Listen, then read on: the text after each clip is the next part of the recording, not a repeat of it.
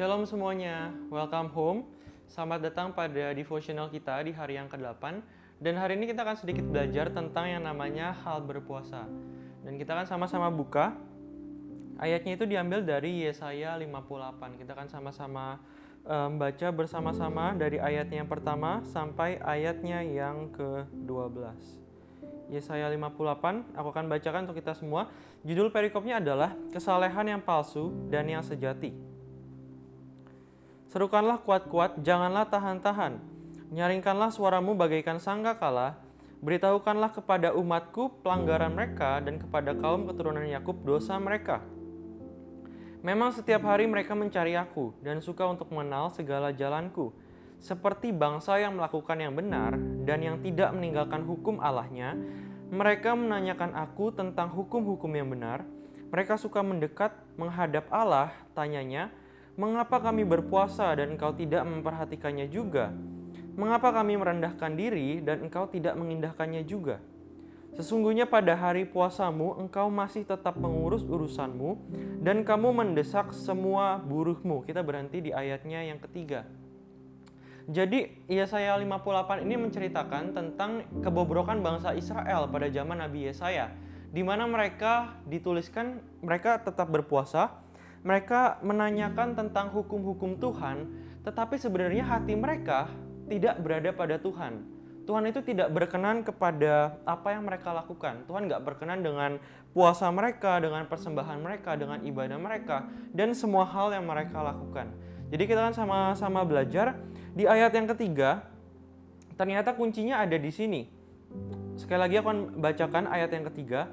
Mengapa kami berpuasa dan engkau tidak memperhatikannya juga? Mengapa kami merendahkan diri dan engkau tidak mengindahkannya juga? Ini kata Tuhan kepada bangsa Israel. Sesungguhnya pada hari puasamu engkau masih tetap mengurus urusanmu dan kamu mendesak-desak semua buruhmu. Wow.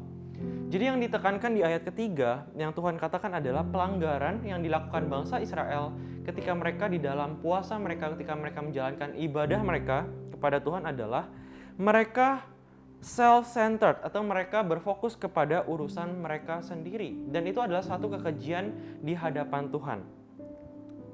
Kita akan sama-sama baca selanjutnya di ayat yang keempat. Dilanjutkan seperti ini. Sesungguhnya kamu berpuasa sambil berbantah dan berkelahi, serta memukul dengan tinju dengan tidak semena-mena.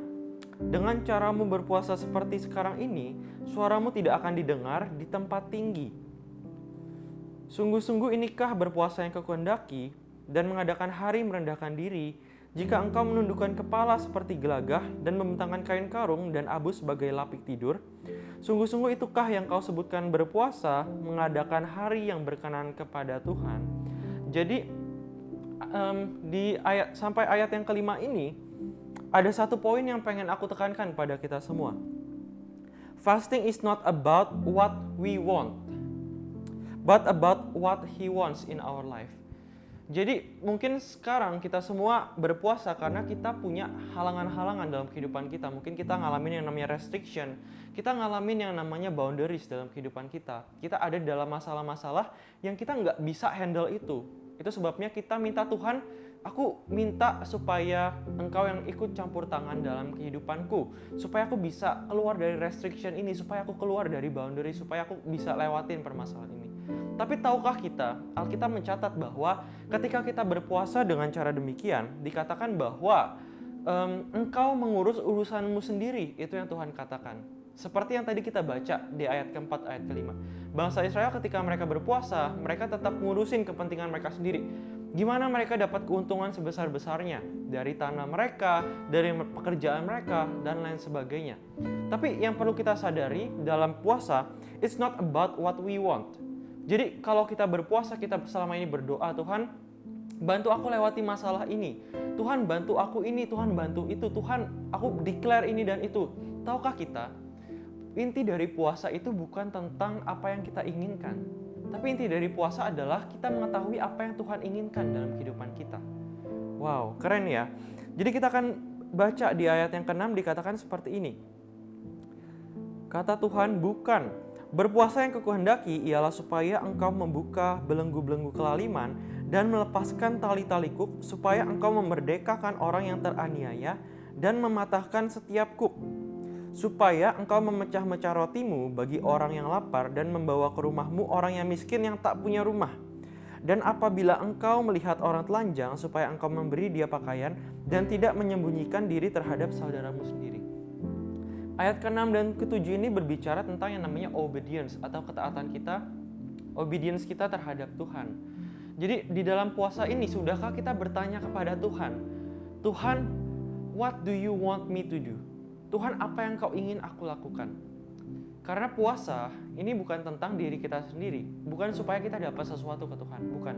Tapi tujuan kita berpuasa adalah supaya kita lebih peka lagi, kita bisa melaksanakan apa yang Tuhan inginkan dalam kehidupan kita. What He wants us to do.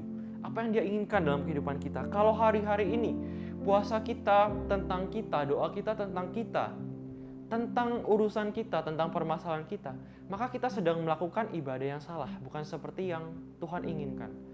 Mulai sekarang cobalah untuk tanya, Tuhan, di hari puasa ini apa yang harus aku lakukan? Siapa yang harus aku layani?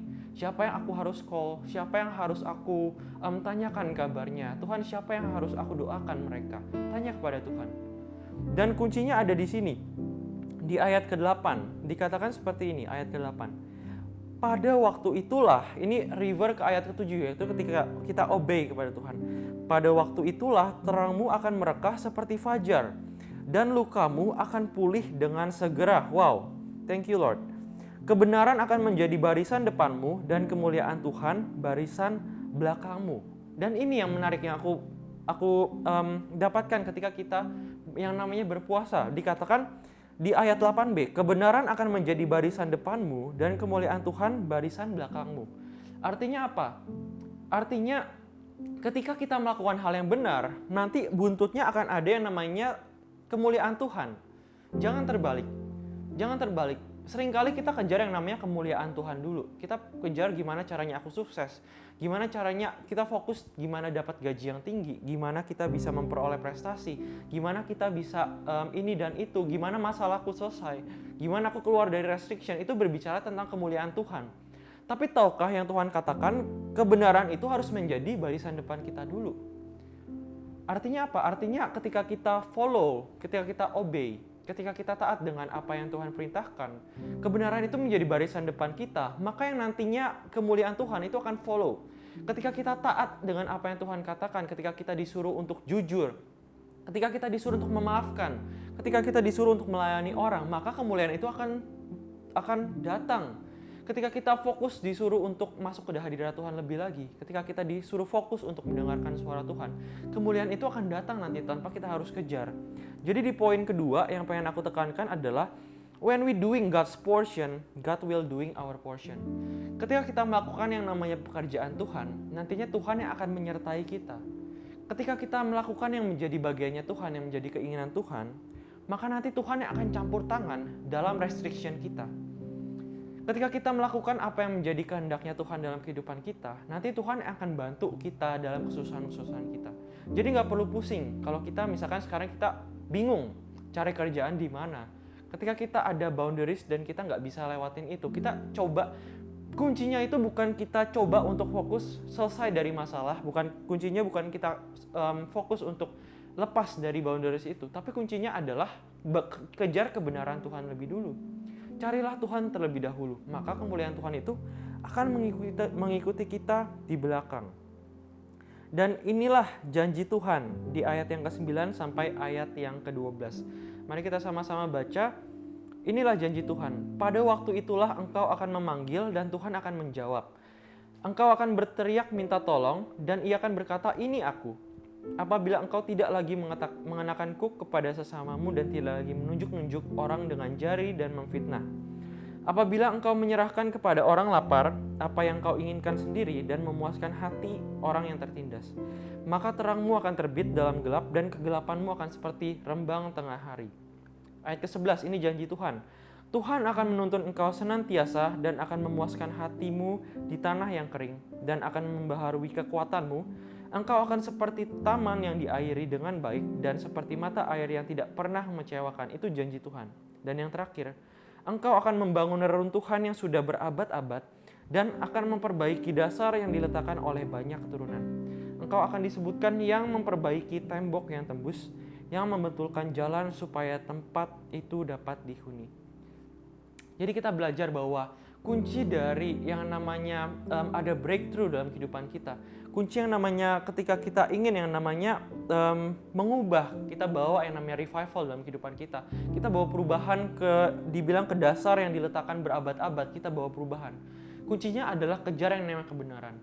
Dan nanti yang namanya kemuliaan Tuhan itu akan menyertai kehidupan kita. Jadi semangat semuanya dalam fasting kita, masih sisa berapa hari lagi, dan aku percaya lewat fasting ini Tuhan yang akan bekerja lewat kehidupan kita semua. God bless you all and see you next time.